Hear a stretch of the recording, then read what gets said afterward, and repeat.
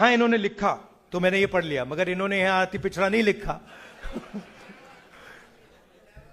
तो ठीक है, बट हाँ, शुरुआत में एक कहानी से करना चाहता हूं। जब मैं कॉलेज में था तो एक बड़ी इंटरेस्टिंग चीज मैंने पढ़ी। ये जो अमेरिकन बड़े बड़े कॉलेजेस होते हैं, आपने नाम सुना होगा, हार्वर्ड यूनिवर्सिटी, स्टैनफोर्ड यूनिवर्सिटी, नाम सुना आपने?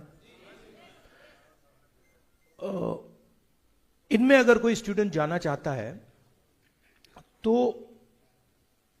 एक एग्जाम होता है, SAT, स्टैंडर्ड एप्टीट्यूड टेस्ट। नाम सुना आपने इसका? और मतलब पूरी दुनिया SAT करना चाहती है क्योंकि उससे हार्वर्ड यूनिवर्सिटी के दरवाजे खुलते हैं। जब ये SAT एग्जाम बनाया गया पहली बार अमेरिका में, तो एक अजीब सी चीज हुई। जब ये एग्जाम दिया जा रहा था, जो गोरे स्टूडेंट्स थे उनका परफॉर्मेंस अफ्रीकन अमेरिकन स्टूडेंट्स से बहुत अच्छा था। और मतलब हर साल एग्जाम होता था, गोरे जो स्टूडेंट्स थे वो टॉप स्कोरर्स होते थे, और अफ्रीकन अमेरिकन जो स्टूडेंट्स थे और जो स्पेनिश स्पीकर्स थे वो सेकंड टियर, थर्ड टियर पे रहते थे। पहले लोगों ने कहा कि जो अफ्रीकन अमेरिकन हैं ये कम होशियार है, इनको मतलब समझ नहीं आ रही। और ये चला, मीडिया में आया कि जो अफ्रीकन अमेरिकन हैं वो कम इंटेलिजेंट हैं, जो गोरे लोग हैं ज्यादा इंटेलिजेंट हैं। और फिर एक प्रोफेसर था, शायद हार्वर्ड यूनिवर्सिटी में ही था, उसने एक एक्सपेरिमेंट किया। उसने क्या किया कि जो क्वेश्चंस थे, जो क्वेश्चन बैंक था, सिर्फ क्वेश्चन बैंक, उसने अफ्रीकन अमेरिकन प्रोफेसर से बनवा दिया। मतलब जो क्वेश्चन पेपर लिखा गया SAT का, वो अफ्रीकन अमेरिकन वालों से उसने लिखवा दिया। आपको पता है क्या हुआ? सारे गोरे फेल हो गए। तो मैं आपको ये क्यों बता रहा हूं? देखिए, जो शिक्षा का सिस्टम है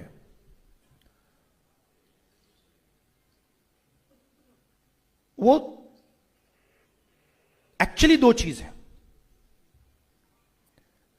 एक वो लोगों को, जैसे हमारे प्रोफेसर साहब हिस्ट्री सिखाता है, बायोलॉजी सिखाता है, ज्योग्राफी, इंजीनियरिंग, ये सब, मगर दूसरा वो हथियार भी है। आपने बोला कि हमारा एजुकेशन सिस्टम था, आपका एजुकेशन सिस्टम कभी नहीं रहा है। ये बात आप समझिए, हिंदुस्तान का एजुकेशन सिस्टम कभी भी आज तक दलितों और पिछड़ों के हाथ में नहीं रहा है।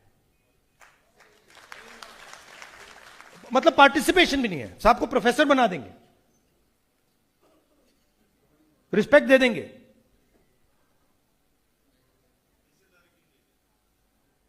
नहीं, आपका कल्चर कहां है उसमें? एजुकेशन सिस्टम में कहां लिखा है कि 3000 सालों के लिए इस देश में दलितों को अछूत कहा गया? एक लाइन लिखी है, मैंने पढ़ी थी, मैं जब स्कूल में था, एक लाइन थी वहां पे, अनटचेबिलिटी, एक लाइन। अगर आपका सिस्टम होता 15-20 किताबें होती उस पे।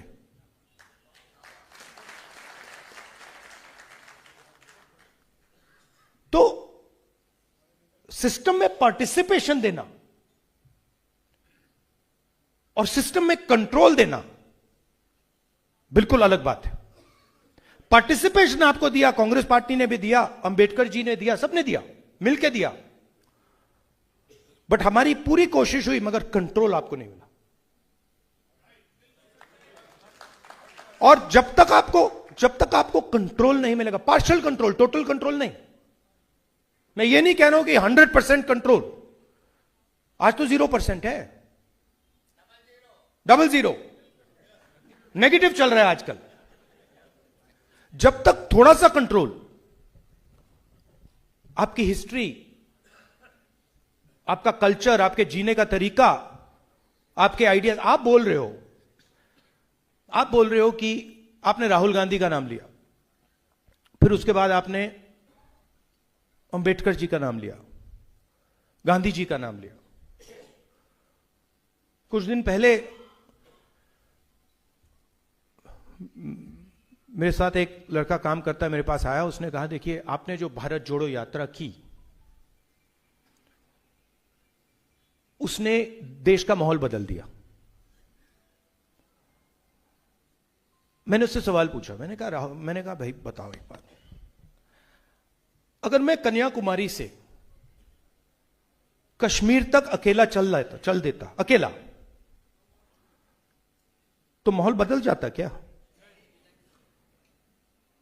तो आप कैसे कह सकते हो कि मैं कन्याकुमारी से कश्मीर चला और मैंने माहौल बदला? मैंने माहौल नहीं बदला, माहौल लाखों लोग जो चले थे उन्होंने बदला है। मेरा काम सिर्फ सुनने का है, चुप रहकर सुनने का है। आप अंबेडकर जी की बात करते हो, मैं आपसे पूछता हूं, मैंने उनकी किताब पढ़ी है, उनके जो आइडियाज थे, जो विचार थे, वो कहां से आए? क्या वो उनके दिमाग से आए? जनता से आए, आपसे आए? तो विचार किसके थे? विचार दलित समाज के थे, विचार पिछड़ा समाज के थे, आपके विचार थे। उन्होंने उसको क्रिस्टलाइज किया, वो आपकी आवाज बने। मगर आपके बिना ना अंबेडकर जी में, ना मुझ में, ना महात्मा गांधी जी में, ना किसी में शक्ति कुछ नहीं है हमारे में। पावर आप में है, हिस्ट्री आप में है, समझ आप में है, ट्रेडिशन आप में है। आपसे बात किए बिना मैं कभी आपकी जिंदगी को समझ सकता हूं क्या? कैसे? अगर मैं आपसे बात, अगर हिंदुस्तान के दलित नहीं बोलते तो लोगों को अनटचेबिलिटी के बारे में मालूम ही नहीं होता। तो ये जो हमने फोटो लगा रखी हैं, अंबेडकर जी कैटलिस्ट थे। अंबेडकर जी ने, हम कह सकते हैं, आपकी सोच को रिफाइन किया, आपकी सोच को शेप किया। मगर शक्ति और सोच आपकी थी, हिस्ट्री आपकी थी, दर्द आपका था। तो मेरा कहना है कि मेरे सामने इस भीड़ में 600 अंबेडकर बैठे हुए हैं।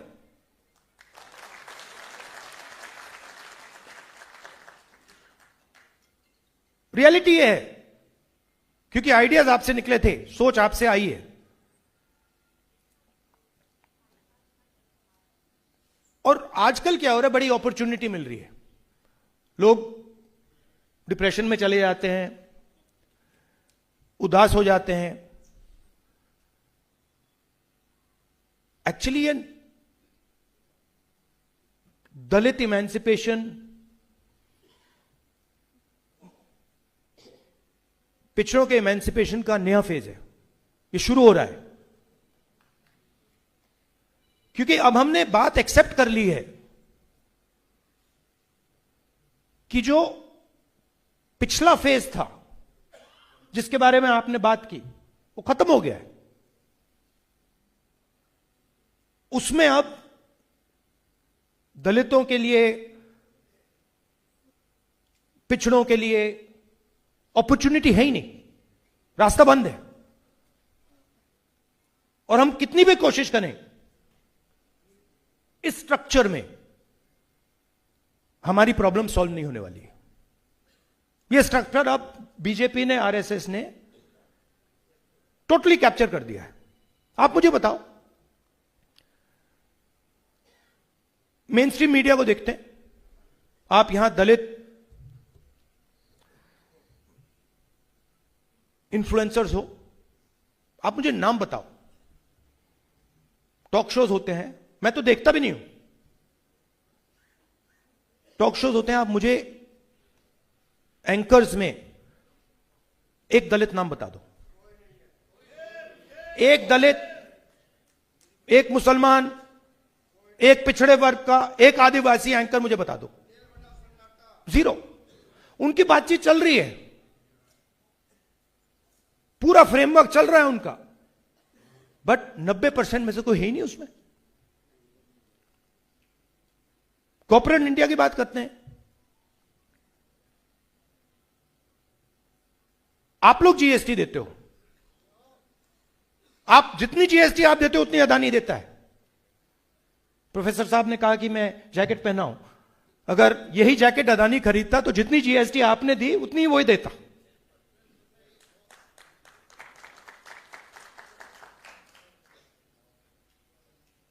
आप 200 सबसे बड़ी कंपनियों की लिस्ट निकालो, मालिकों की लिस्ट निकालो,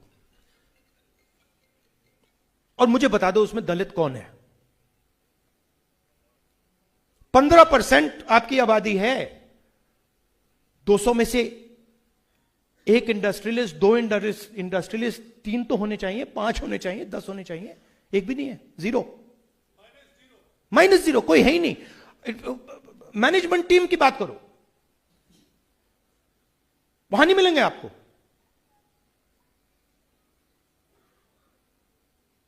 प्राइवेट अस्पतालों को देखो, उनके मालिकों की लिस्ट निकालो, वहां नहीं मिलेंगे। पिछड़े नहीं मिलेंगे, दलित नहीं मिलेंगे, आदिवासी नहीं मिलेंगे, माइनॉरिटी नहीं मिलेंगे, अति पिछड़ा नहीं मिलेगा। तो जहां भी देखो, जहां भी आप देखो, किसी भी इंस्टीट्यूशन में देखो, किसी भी संस्था में देखो, आपको नहीं मिलेंगे। और मैं कुछ दिन पहले एम्स का वहां फ्लाईओवर के नीचे गया, रात के टाइम गया था, वहां कौन बैठे थे? वहां कौन बैठे थे? दलित, पिछड़े, आदिवासी, सब वहां बैठे हुए थे। मनरेगा की लाइन में जाके देखो, दलित, पिछड़े, आदिवासी वहां मिलेंगे आपको। मगर इंस्टीट्यूशनल फ्रेमवर्क में, एजुकेशन सिस्टम में, हेल्थ केयर सिस्टम में, ब्यूरोक्रेसी में, जुडिशरी में, मैं ये कह सकता हूं कि हां 2-3% लोगों को बैठा देते हैं, मगर पावर किसी को नहीं देते। पावर किसी को नहीं देते। 90 लोग हिंदुस्तान के जो जीएसटी है उसको बांटते हैं, बजट बनाते हैं, अभी आ रहा है, आप देखना, फोटो लेंगे, 10-11 लोग पिछली बार दिखाई थी, मैंने कहा था हलवा बांट रहे, देखो हलवा बांट रहे थे, ऐसे 11 लोग बैठे थे, उसमें मैंने देखा भैया इसमें एक ओबीसी नहीं, एक दलित नहीं, एक आदिवासी नहीं, और खुल के सामने कह रहे हैं कि देखो भैया हम हलवा बांट रहे हैं। और हजारों सालों से हलवा बांटते जा रहे हैं। छोटा सा चेंज आया था 1947, 15 अगस्त, और प्रगति हुई। मैं ये नहीं कह रहा हूं कि प्रगति नहीं हुई, मगर मैं ये भी कह सकता हूं, और मैं कांग्रेस पार्टी का सिपाही हूं, मैं ये भी कह सकता हूं कि पिछले 10-15 साल में कांग्रेस पार्टी को जो करना था वो नहीं किया। मैं अगर ये नहीं कहूं आपसे तो मैं आपसे झूठ कह रहा हूं, और मुझे झूठ कहना अच्छा नहीं लगता है। ये रियलिटी है, ये रियलिटी है। अगर कांग्रेस पार्टी ने दलितों की, पिछड़ों की, अति पिछड़ों की, वही वही वही तो बोल रहा हूं। तो अगर हमने आपकी कॉन्फिडेंस मेंटेन की होती, कभी भी आरएसएस पावर में नहीं आ सकती थी।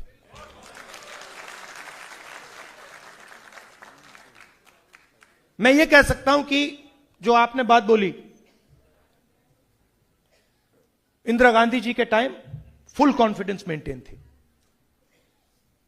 दलित, आदिवासी, माइनॉरिटी, अति पिछड़ा, ये सब जानते थे कि इंदिरा गांधी जी लड़ जाएंगी, मर जाएंगी उनके लिए। बट 1990s के बाद कमी आई थी, वो तो मुझे दिख रहा है। अब नाम तो नहीं लेंगे, बट ये रियलिटी, और इस रियलिटी को कांग्रेस पार्टी को एक्सेप्ट करना पड़ेगा।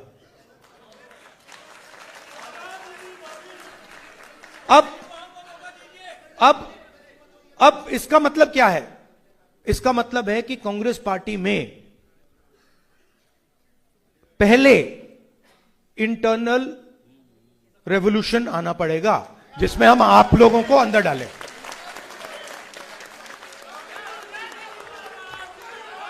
और मैं आपको एक और बात बता देता हूं। देखिए, एक और बात बता देता हूं आपको।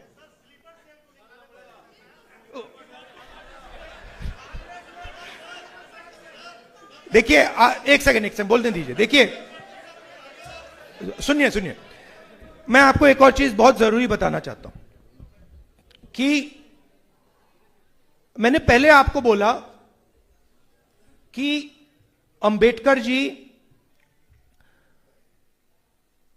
आपकी आवाज थे, जो आपके दिल में था, जो आपका दर्द था। आपने कहा, उनके बच्चों के बारे में कहा कि उनके बच्चों की डेथ हो गई। उन्होंने अपने लक्ष्य को छोड़कर अपनी आवाज को वो नहीं सुने, अपने परिवार की उन्होंने आवाज नहीं सुनी, और आपके समाज की आवाज उन्होंने सुनी। इसलिए यहां हमने फोटो लगा रखी।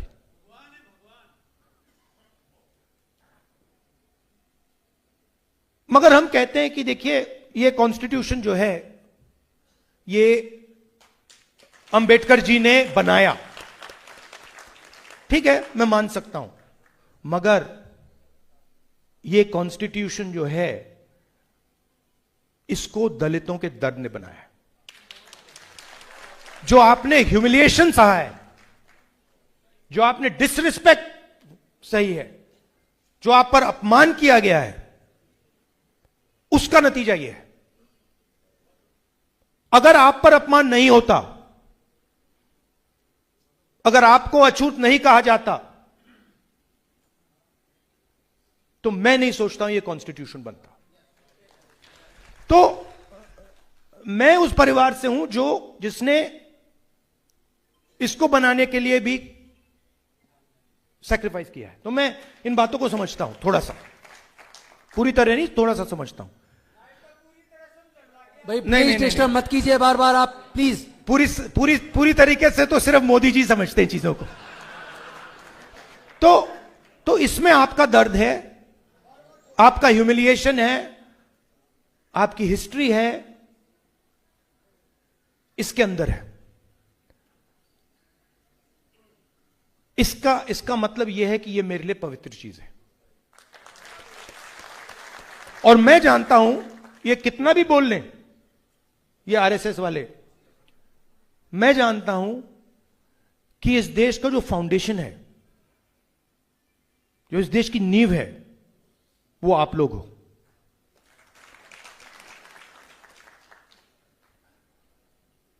अब आप पर फुल स्केल आक्रमण चल रहा है, माइनॉरिटीज पर, दलितों पर, महिलाओं पर, आदिवासियों पर फुल स्केल अटैक चल रहा है। अब मैं खत्म फिदेल कास्ट्रो की एक कहानी से करूंगा, पता नहीं आपको अच्छी लगे ना लगे, लगेगी। जिन राजनेताओं को मैं बताता हूं उनको यह कहानी अच्छी नहीं लगती। तो फिदेल कास्ट्रो था, वहां पे वो रेवोल्यूशन कर रहा था क्यूबा में, सुना है नाम ना? सुना है। तो एक पत्रकार आया, न्यूयॉर्क टाइम्स का पत्रकार था, वहां पर लड़ाई चल रही थी, वो जंगल में बैठे थे। तो न्यूयॉर्क टाइम्स का पत्रकार गया, बैठ गया उनके साथ, कहता है भैया मैं आपका इंटरव्यू लूंगा। फिदेल कास्ट्रो ने कहा लीजिए। शुरू हो गया, कहता है फिदेल कास्ट्रो जी एक बात बताइए, आपकी ये जो मैनेजमेंट टीम है इसको आप ट्रेन कैसे करते हो? इनको आप मैनेजमेंट कैसे सिखाते हो? इनको आप मतलब लड़ना कैसे सिखाते हो? रेवोल्यूशनरी थॉट कैसे सिखाते हो? फिदेल कास्ट्रो जी उसकी ओर देखा, कहता है यार तू तो बड़ा बेवकूफ आदमी है, मैं थोड़ी सिखाता हूं। तो चौंक गया, कहता है सर आप नहीं सिखाते तो कौन सिखाता है? कहता है ये जो बटिस्ता बैठा है वो डिक्टेटर था, ये सिखाता है। तो फिर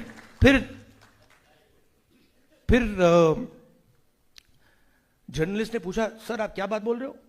आप बोल रहे हो कि क्यूबा का जो डिक्टेटर है जिससे आप लड़ रहे हो वो आपकी मैनेजमेंट टीम को सिखाता है? फिदेल कास्ट्रो कहता है हां, मैं क्या करता हूं, मैं लोगों को लड़ाता हूं, आधों को मार देता है, बाकी भाग जाते हैं, जो बचते मेरी मैनेजमेंट टीम है। वही काम हो रहा है, वही काम हो रहा है। मोदी जी डरा देता है, भाग जाते हैं, ईडी सीबीआई भाग जाते हैं। मैं कहता हूं भागो भैया, मुझे नहीं चाहिए, जाओ महल बचाओ, जान बचाओ अपनी, मुझे कोई फर्क नहीं पड़ता, मुझे तो अपनी मैनेजमेंट टीम चाहिए। तो अच्छा जब मैं ये कांग्रेस के राजनेताओं को कहता हूं उनको बात अच्छी नहीं लगती, कहते यार तो मैं ट्रेनिंग थोड़ी देता हूं, हम लोग ट्रेनिंग थोड़ी देते हैं, मोदी जी ट्रेनिंग दे रहे हैं, वो हमारी मदद कर रहे हैं। सफाई कांग्रेस पार्टी की हम नहीं कर सकते, सफाई कांग्रेस पार्टी की मोदी कर सकता है।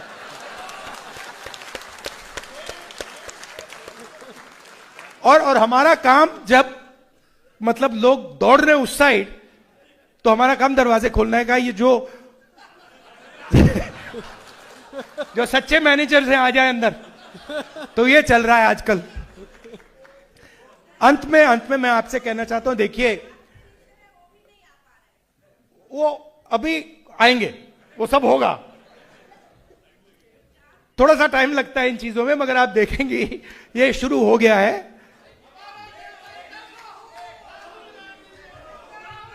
और लड़ाई विचारधारा की, देखिए जब मैं आपको क्लियरली बता देता हूं, जब केजरीवाल जी आए, शुरुआत में ही मैंने इनको थोड़ा देखा, ऑब्जर्व किया। ये जितना मोदी जी एंटी रिजर्वेशन है, जितना मोदी जी एंटी दलित हैं, उतना ही ये है, ठीक है? ये शायद ज्यादा, थोड़े मोदी जी से ज्यादा सोफिस्टिकेटेड है, वो हो सकता है। ये जो भी कोई सुनना चाहता है, देखिए मैंने यहां आके बोला आपसे कि देखो कांग्रेस पार्टी ने जिस प्रकार से आपकी इंटरेस्ट प्रोटेक्ट करनी थी, नहीं की। इस स्टेटमेंट से मेरा नुकसान हो सकता है, मीडिया कहेगी कि राहुल गांधी कह रहा है, मगर मुझे कोई फर्क नहीं पड़ता, क्योंकि रियलिटी है। तो जो विचारधारा की लड़ाई लड़ता है, जैसे अंबेडकर जी हैं, गांधी जी हैं, नेहरू जी हैं, हमें सच में इंटरेस्ट है और हमें आपके साथ रिश्ता बनाना है, दोस्ती करनी है कि आपको लगे कि अगर हम कुछ बोलें या अगर हमारे दिल में कुछ है, दर्द है, इरिटेशन है, ह्यूमिलिएशन है, जो भी है, हम उस आदमी को जाके बोल सकते हैं, वो उस बात को सुनता है, समझता है और उसके बारे में कुछ करने की कोशिश करता है। बस ये चाहिए। तो ये एक पहली मीटिंग है, ये प्रोसेस है। आपको देखना है कि राहुल गांधी सचमुच में, मेरे भाषण को एक्सेप्ट नहीं करो आप मेरे भाषण को डाउट करो और फिर आपको मुझे देखते जाओ 1 महीना, 2 महीना, 3 महीना, 6 महीना, 8 महीना, 10 महीना, और फिर आप देखो कि यह आदमी सचमुच में हमारे इंटरेस्ट में काम कर रहा है या ऐसी आलतू फालतू बातें कर रहा है। बट मैं आपको बता रहा हूं, आपको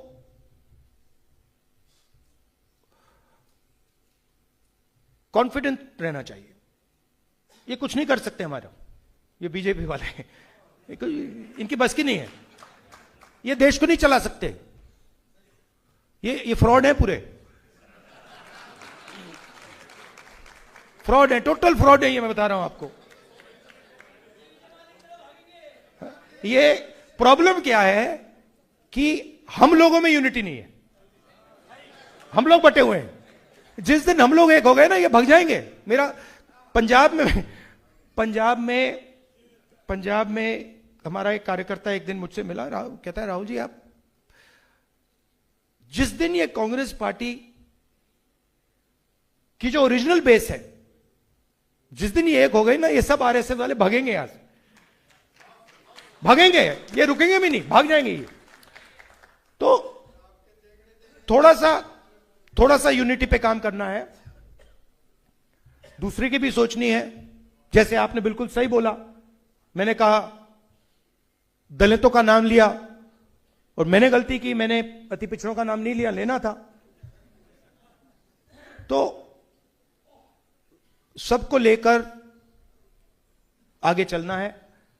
दलितों की इश्यूज थोड़ी अलग हैं, अति पिछड़ों की थोड़ी अलग है, माइनॉरिटीज की थोड़ी अलग है, बट सुनकर सबको एक साथ लेकर आगे चलना है। और एक मुझे लगता है शायद थोड़े साल लगेंगे, बट जो एक प्रकार से मोहन भगवत जी ने कहा कि जब कॉन्स्टिट्यूशन बना था तो हिंदुस्तान को आजादी नहीं मिली थी, तो उनका कहना था कि सच्ची आजादी मोदी जी के अंडर मिली, राम मंदिर, जिसमें ना किसी दलित को इनॉग्रेशन में, ना किसी दलित को बुलाया, ना किसी आदिवासी को बुलाया, ना किसी गरीब को बुलाया, अदानी जी अंबानी जी को नचा दिया। तो उन्होंने दूसरी आजादी की बात की, मगर एक्चुअली वो नहीं समझे कि वो दूसरी आजादी उनकी वाली नहीं है, वो हमारी वाली, वो आने वाली है। और उसमें मैं आपको आखिरी बात बताता हूं, उसमें हमें सिर्फ रिप्रेजेंटेशन के लिए नहीं लड़ना है। आप लोग सिर्फ रिप्रेजेंटेशन के लिए लड़े थे, पॉलिटिकल रिप्रेजेंटेशन। कांशीराम जी जिन्होंने बहुत अच्छा काम किया, वो पॉलिटिकल रिप्रेजेंटेशन के लिए लड़े थे। हुआ क्या, इन्होंने पॉलिटिकल रिप्रेजेंटेशन को इरेलेवेंट कर दिया। आज पॉलिटिकल रिप्रेजेंटेशन का कोई मतलब ही नहीं। तो आज नहीं, वो लोकसभा में एमपीज मुझे कहते हैं बीजेपी के, भैया हमारी तो यहां पे मूर्ति बना रखी है। मतलब सर हम मतलब चुनाव जीत के आए, हमने सोचा था एमपी बनेंगे, यहां पे तो भैया मूर्ति बना के खड़ा कर दिया है, और मूर्ति बोल भी नहीं सकती। तो जो संस्थाएं, जो इंस्टीट्यूशंस हैं, चाहे शिक्षा के इंस्टीट्यूशंस हैं, कॉर्पोरेट इंडिया है, जुडिशरी है, इसमें शेयर ऑफ पावर चाहिए। शेयर ऑफ पावर और शेयर ऑफ पावर और रिप्रेजेंटेशन में बहुत फर्क है। शेयर ऑफ पावर मतलब जैसे मैंने आपसे कहा 90 लोग बजट को बांटते हैं, आपने वहां पे 3 ओबीसी दे रखे हैं, 3 ओबीसी अफसर दे रखे हैं, उनको पीछे बैठा रखा है। 50% उनकी आबादी है, बट शेयर ऑफ पावर 5%। दलित 15% है हिंदुस्तान में, 16 कह लो। Share of power 1%। मैं सिर्फ बजट की बात कर रहा हूं। तो अगला सवाल शेयर ऑफ पावर और शेयर ऑफ वेल्थ का है। अदानी जी को हिंदुस्तान पूरा का पूरा धन दे रहा है। 16 लाख करोड़ रुपए, 16 लाख करोड़ रुपए 25 लोगों का कर्जा माफ किया है। 25 लोगों का 16 लाख करोड़ रुपए माफ किया है। एयरपोर्ट दे रहे हैं, पोर्ट दे रहे हैं, सब उनको दे रहे हैं। तो ये धन की भी लड़ाई। अगर देखिए, अगर धन की भागीदारी नहीं मिली, अगर इंस्टीट्यूशनल रिप्रेजेंटेशन नहीं मिला, और मान लीजिए अगले इलेक्शन में हम पूरा का पूरा रिप्रेजेंटेशन ले लें, तब भी प्रॉब्लम सॉल्व नहीं होगी। बिल्कुल ठीक है, क्योंकि फिर से वो संस्थाओं का कंट्रोल लेकर फिर से खत्म कर देंगे। मैंने लिस्ट देखी, आप हिंदू कॉलेज में हैं, किसी ने मुझे आरएसएस की इंटरनल जो लिस्ट है, वाइस चांसलर्स, ये जो बोर्ड्स कॉर्पोरेशंस हैं, वो लिस्ट किसी ने मुझे भेज दी। तकरीबन 3000 लोगों की लिस्ट है, सारे के सारे अपर कास्ट है उसमें, सारे के सारे अपर, उसमें एक दलित भी नहीं है, कुछ नहीं है। तो क्या किया? आदिवासी राष्ट्रपति बना दी, मगर कोई पावर नहीं दिया। दलित राष्ट्रपति बनाए, कोई पावर नहीं, सिंबॉलिक, जैसे मंदिर में मूर्ति डालते हैं ना, वैसे ये हो रहा है हिंदुस्तान में। तो लड़ाई क्लियर है। आपने मुझे समय दिया, जितनी अच्छी तरह आपने मेरी बात सुनी।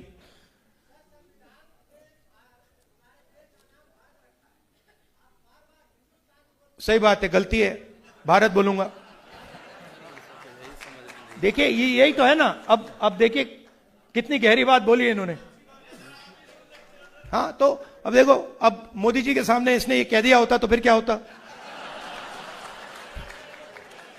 पकड़ के अंदर कर देते, और मैं जाके गले मिलूंगा, कहूंगा भैया धन्यवाद, आपने तो मुझे बहुत अच्छा पॉइंट दिया है। आप सबका बहुत बहुत धन्यवाद। नमस्कार, जय हिंद, जय भारत।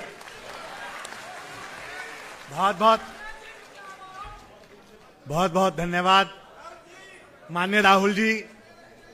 जिस प्रकार ये कृपया कर मंच पर ना चढ़ें, कृपया कर व्यवस्था बनाए रखें। मेरा निवेदन है, कृपया कर व्यवस्था बनाए रखें, कृपया कर मंच से उतर जाएं। गाजी जी, कृपया कर मंच पर ना चढ़ें, मेरा निवेदन है, कृपया करके मंच पर ना चढ़ें। बहुत बहुत धन्यवाद न्याय योद्धा राहुल जी। आपके इन्हीं विचारों से अभिभूत होकर आज पूरा दलित समाज, वंचित समाज, पिछड़ा वर्ग, अति पिछड़ा वर्ग आपकी ओर आशा की ओर तरह से देख रहा है, आशापूर्ण निगाहों से देख रहा है। मेरा कृपया निवेदन है कि मंच पर ना चढ़ें, कृपया पीछे हो जाएं, मंच से पीछे हो जाएं। मेरा बार बार निवेदन है।